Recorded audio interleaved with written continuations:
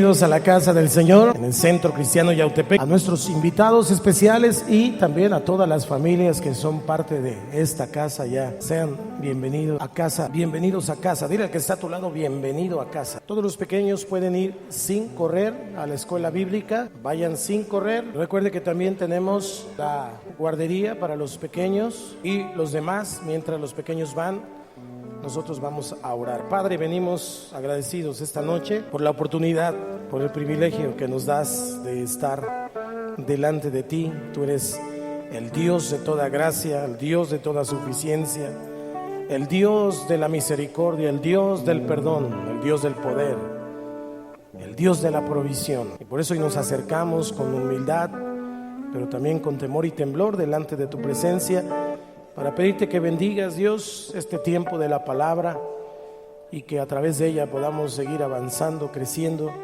fundamentando nuestra vida, Padre, y que podamos seguir estableciendo tu reino. En el nombre precioso de Cristo Jesús. Y todos dicen y decimos amén. Saluda al que está a tu lado, dile qué bueno que estamos juntos esta noche.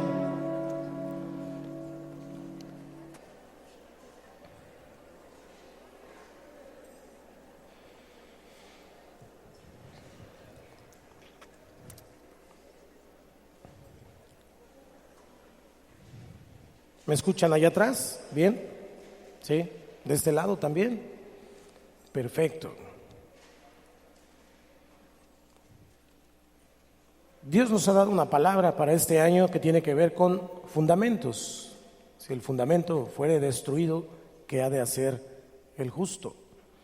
Al principio del año, Dios nos dio esa palabra y nos ha venido mostrando a través de finales del año pasado, mediados del año pasado, el asunto de volver al modelo. Así que Dios tiene esa continuación ahora este año. Hemos también recibido de parte de Dios el asunto de que este año es un año de la fe, hay que vivir por fe y creemos que Dios cumplirá muchas de las promesas que ha hecho. Algunos van a cosechar lo que han venido sembrando por años y este año será el año de la bendición, pero tenemos que vivirlo con fe. Hablando pues entonces acerca de fundamentar nuestra vida, tenemos que reconocer que la alabanza y la adoración es precisamente parte central en nuestra relación con Dios. De hecho dice la palabra que para eso fuimos creados, para la alabanza de su gloria. Y es entonces ahí donde tenemos que ir aprendiendo. Para algunos será fundamentar y para otros será refundamentar estos principios que encontramos en la palabra de Dios, pero que son muy necesarios para poder obtener todo aquello que Dios tiene planeado para nosotros. ¿Cuántos saben que Dios tiene un plan para cada uno? Y ese plan se cumple. Así que entonces hoy quiero hablar acerca de la adoración sálmica. ¿Por qué sálmica? Pues porque vamos a estudiar a partir de hoy y en las próximas semanas este asunto de la adoración, de la alabanza que está en los salmos. Tal vez algunos están aquí por primera vez y al ver todo esto que estamos haciendo aquí dijeron, ¿qué les pasa? ¿Por qué tanto grito? ¿Por qué tanto brinco estando el suelo tan parejo?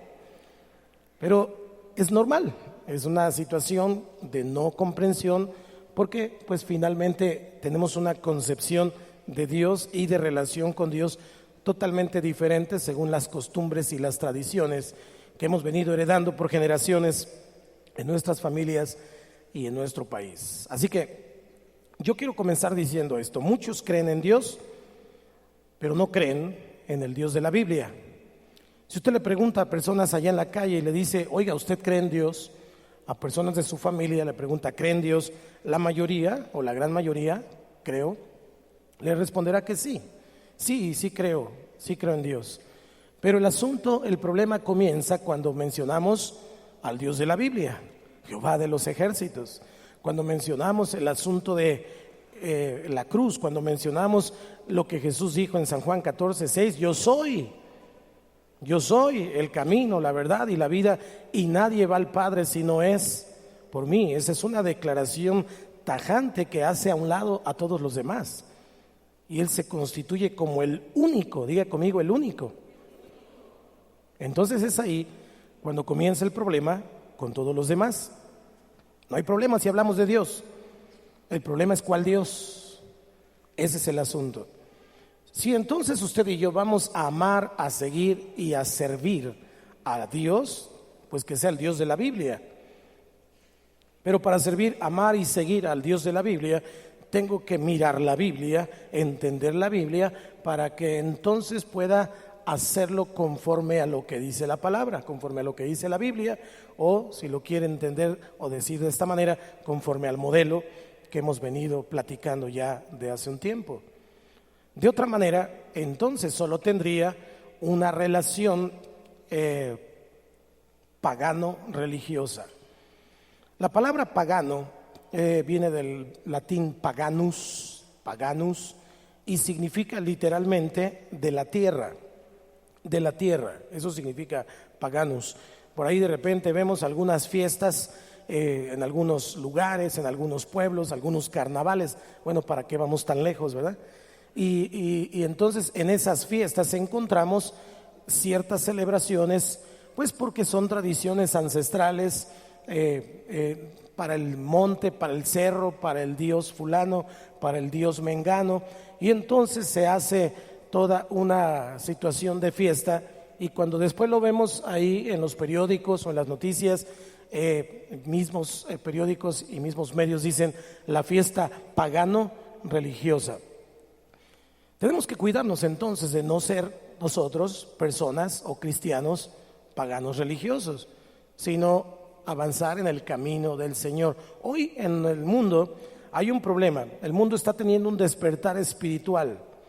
Hay tantas situaciones complicadas, difíciles, no solo en México, en todos los países del mundo hay problemas, porque la ausencia de Dios siempre va a causar problemas.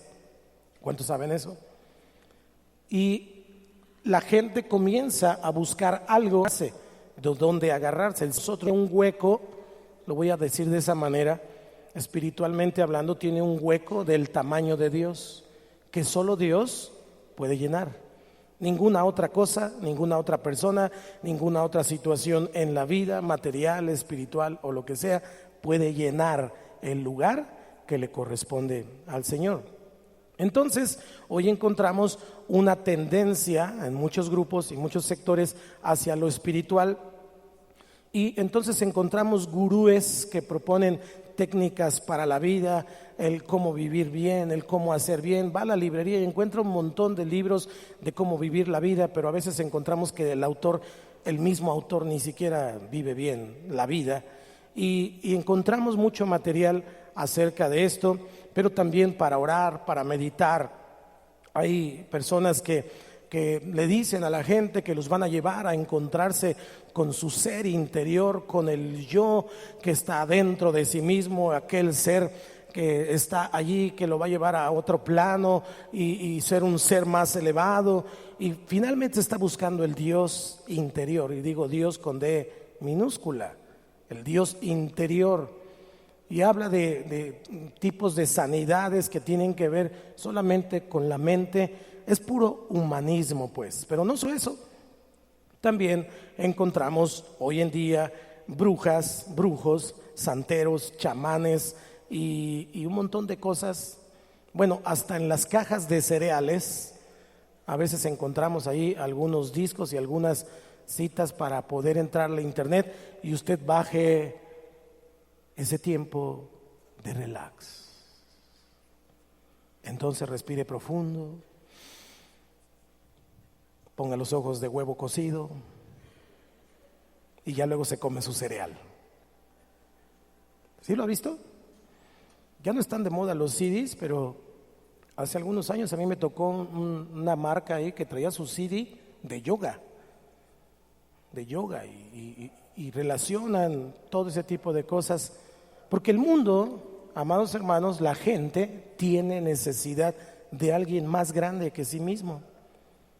Pero el orgullo, el pecado, la vanidad no permite reconocer que Dios existe, que Dios está fuera, pero que puede estar dentro, según dice la palabra. Y entonces comienza a tener una vida pagano religiosa. Como que sí es, pero no es. Como que sí es espiritual, pero no está dentro de lo que dice la palabra del Señor. Aquí entonces usted y yo tenemos que remitirnos a lo que dice la Biblia. Si vamos a adorar al Dios de la Biblia, ¿cuántos van a adorar al Dios de la Biblia? Tenemos que aprender la adoración sálmica, la adoración de la Biblia, lo que dice la palabra, para que entonces nos demos cuenta que lo que hacemos aquí en esta casa, pues sí está de locos, pero es una locura que tiene propósito, es una locura que ha venido del mismo Señor, es una sana locura, es una bendita locura. Salmos capítulo 102, versículo 18. David es uno de los escritores de los salmos, el más prolífico. Él es el que escribió la mayoría, aunque hay otros autores, pero él es el que escribe la mayoría de los salmos.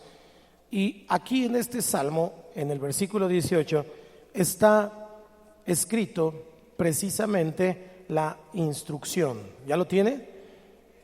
Ayúdeme a leerlo. 1, 2, 3. Dice: se escribirá esto para la generación venidera, y el pueblo que está por nacer alabará a Jehová.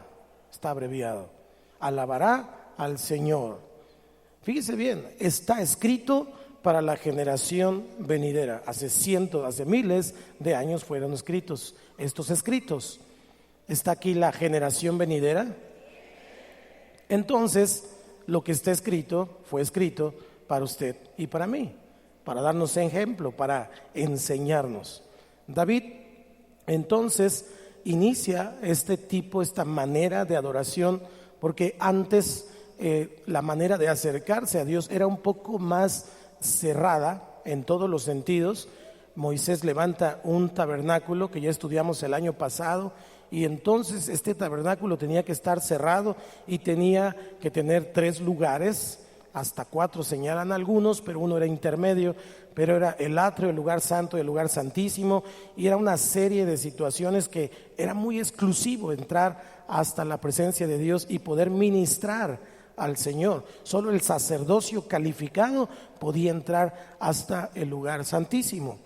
Cuando viene David, recibe revelación de parte de Dios, y él trae el arca y la coloca en el monte de Sión.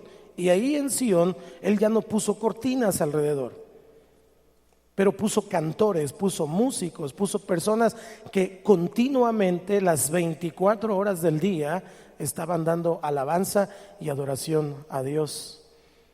Pero estaba en el monte, y entonces el pueblo escuchaba todo lo que ocurría allá en el monte, como esta noche que estuvimos aquí cantando y adorando al Señor y dando gritos de júbilo, y se escuchó hasta San Carlos, hasta Yautepec, Aguacalco, Aguastepec, pero lo más importante, se escuchó hasta el cielo. Eso era lo que hacía David. Y entonces David descubre que al hacer este tipo de adoración había bendición en su vida. David fue un hombre bendecido por Dios de muchas maneras. La Biblia le llama un hombre conforme al corazón de Dios, porque David entendía lo que Dios quería. A eso se refiere. David era obediente al Señor, aunque se equivocaba, inmediatamente se arrepentía y después venía otra vez al Señor. Un hombre conforme al corazón de Dios. Y él descubre una fórmula o una manera para que entonces Dios se pudiera manifestar no solamente a él o al sacerdote que entraba en el lugar, sino a toda la comunidad, a todo el pueblo y a él mismo. Y entonces él comienza a decir: vamos a escribir esto, porque él se dio cuenta que danzar, que aplaudir, que usar todo esto que usted y yo hoy hacemos tenía un eco ahí en el cielo, y ese eco en el cielo regresaba a la tierra en forma de bendición, en forma de atención. Dios inclinaba su oído, Dios ponía sus ojos, y entonces cuando David iba a la guerra, ¿qué creen? Siempre ganaba. Siempre. Cuando David se equivocaba, ¿qué creen? Dios lo respaldaba. Aunque se equivocaba, Dios lo respaldaba. A David nunca le faltó nada. David no tuvo